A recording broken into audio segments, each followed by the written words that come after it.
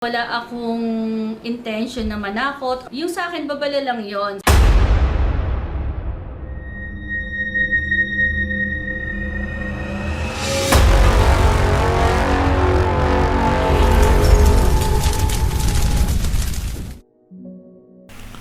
Ang pinakamalaking tsunami na hahambalo sa isang lugar na ito ay hindi pa natin nasaksihan ayon sa mga visions ni Mamo.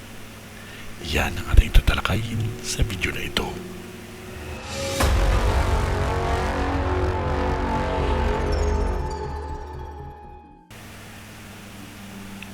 Client, Mamo, anong masasabi mo sa naglabasan ng yellowfin sa isang lugar sa Ilocos?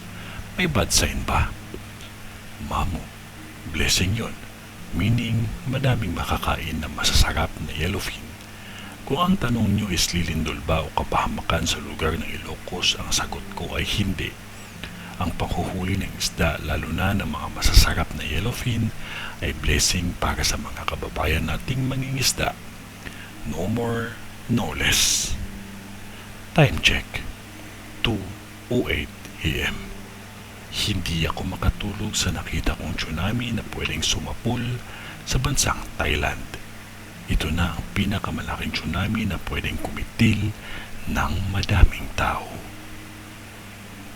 Kung ano man yun, wala pa rin makakatalo sa taimtim na panalangin natin sa Diyos amang makapangyarihan sa lahat. Magtiwala lamang po tayo sa Kanya kasi mahal niya po tayo. Sa ngalan ng Diyos Ama, ng Diyos Anak, at ng Diyos Espiritu Santo. Amen.